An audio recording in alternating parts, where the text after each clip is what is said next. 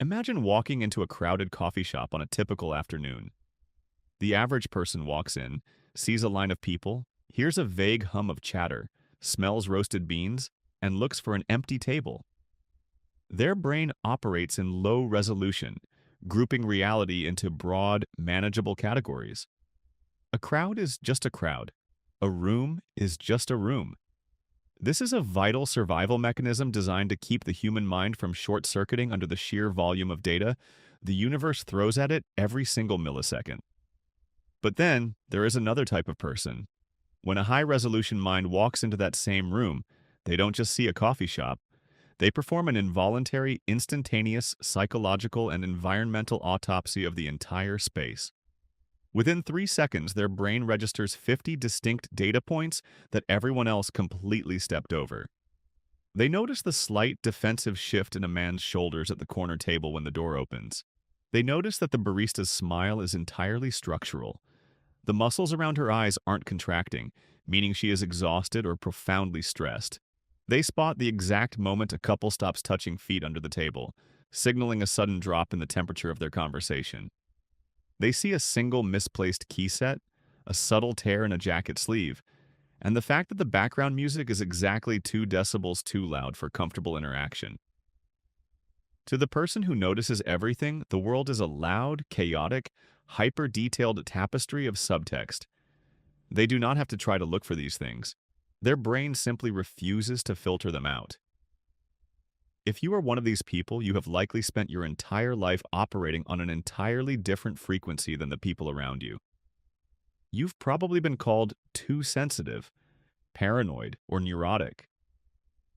People ask you why you can't just let things go or relax and enjoy the moment. But you can't. To relax, you have to turn down the resolution of your mind, and you were born without a dial. To understand why this happens, we have to look at the psychological gatekeeper of the human brain, a concept known as latent inhibition. This is the brain's automated capacity to ignore stimuli that it has already deemed familiar or irrelevant. When you are a child, a ticking clock in a room is fascinating and loud, but as your brain matures, it categorizes that sound as background noise with zero survival value and shuts the gate. However, a specific subset of the population possesses low latent inhibition. In an all-seeing mind, those cognitive gates are permanently stuck wide open. The brain does not automatically categorize familiar stimuli as irrelevant. Every time you hear that ticking clock, your brain processes it as fresh, active data. Every face in a crowd is a unique puzzle. The texture of the walls, the hum of the refrigerator, the faint smell of rain on asphalt 3 blocks away, everything breaks through the barrier. When this trait pairs with a high IQ, it becomes an intellectual superpower, allowing you to see connections, patterns, and anomalies that others are entirely blind to. But your brain becomes a supercomputer force-fed, a data stream it cannot turn off. While biology provides the hardware for noticing everything, childhood environments usually provide the software. Hyper-awareness is rarely just an accident. It is very often a highly sophisticated survival strategy forged in your formative years. Consider the environment of a child growing up in an emotionally chaotic, unpredictable, or volatile household, perhaps with a parent who struggled with addiction, a hair-trigger temper, or profound emotional fragility. In these homes, peace is an illusion, and the weather can change from a sunny day to a devastating hurricane in seconds. For a child in that house, survival depends on early detection. They must develop an incredibly acute, hypervigilant human radar system. They learn to decode the precise weight and cadence of footsteps coming down the hallway to know whether to hide or stay put. They become master text readers of micro-expressions and atmospheric tension because missing a single cue could mean emotional abandonment or danger. Over a decade of living in this state, the radar dish becomes permanently bolted to the psyche. When you walk into a corporate boardroom or a casual social gathering as an adult, your subconscious mind is still playing that old survival game, scanning for threats and monitoring emotional volatility. You notice everything because your nervous system still secretly believes that being caught off guard means being destroyed. This rewiring transforms human interaction into an exercise in social forensics. Most people communicate on a level of pure text. They listen to the words spoken and accept them at face value. But to you, words are merely a thin camouflage layer pulled over a vast subterranean landscape of true intentions, insecurities, and hidden desires. You are constantly tracking the friction between the text and the subtext. You notice the sudden, microscopic widening of the pupils when a specific topic is brought up, the brief, defensive crossing of the arms, and the fake smile that leaves the eyes dead and cold. This insight makes you an incredibly accurate judge of character, able to spot a fraud or a manipulator from a mile away. The tragedy, however, is that you are constantly forced to witness the gap between who people pretend to be and who they actually are. Most people live in a comfortable world of polite social illusions, but your mind rips those illusions away instantly, leaving you to look at the deep insecurity underneath the arrogance or the jealousy underneath the congratulations. Living life in 4K comes with a devastating energy tax. The human brain consumes over 20% of the body's total energy, and running a brain that treats every single pixel of reality as an urgent calculation leads to chronic, systemic cognitive fatigue. By the time the average person has finished their morning commute, comfortably resting on automated routines, the hyper-aware mind has already processed an exhausting encyclopedia of data. This constant influx keeps your sympathetic nervous system permanently activated, locking your body into a low-grade, perpetual state of fight or flight. Cortisol and adrenaline drip steadily into your bloodstream because your brain is constantly shouting to stay alert. This is why a sudden, brutal mental crash often hits you by mid-afternoon. It isn't just physical tiredness, it is sensory and cognitive burnout.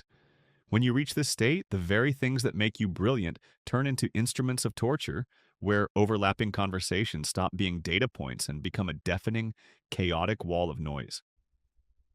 This exhausting reality breeds a unique, profound loneliness because you can see exactly what is happening, but you cannot talk about it without sounding intrusive or paranoid. You walk through the world holding a hyper-detailed map of reality that you can never fully share.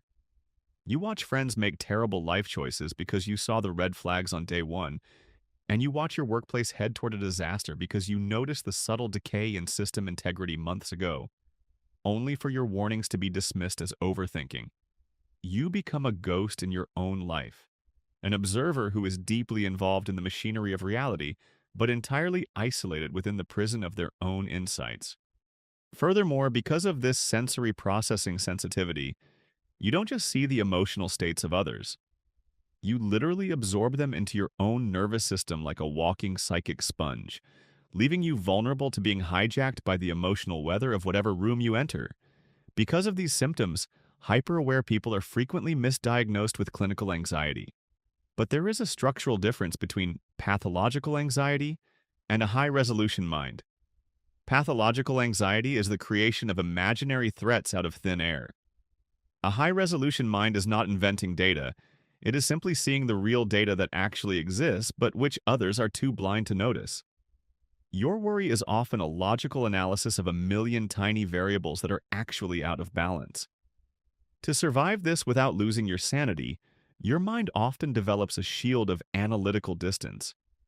You learn to disconnect your intellect from your emotions, observing life like a detached scientist studying bacteria in a petri dish.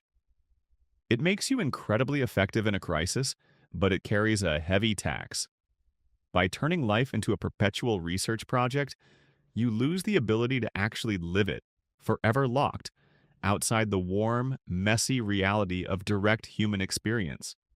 Your path to peace is not about trying to see less because you cannot change the hardware of your brain. Instead, it is about mastering the art of selective ignorance. You must learn to treat your hyper-awareness like a professional camera lens. A master photographer doesn't try to capture the entire landscape in perfect focus all at once. They use a wide aperture to pull a single subject into sharp relief, while intentionally allowing the rest of the background to blur into a soft, unreadable haze. You must learn to look at a million details, register them, and then actively choose to give them zero value. Yes, you notice the subtle shift in someone's tone, but you must choose to let that detail sit in the blurred background. It is not your problem to solve. Thinking deeper and seeing more than most is a heavy cross to bear, but never forget that the all-seeing mind is also the birthplace of everything truly exceptional.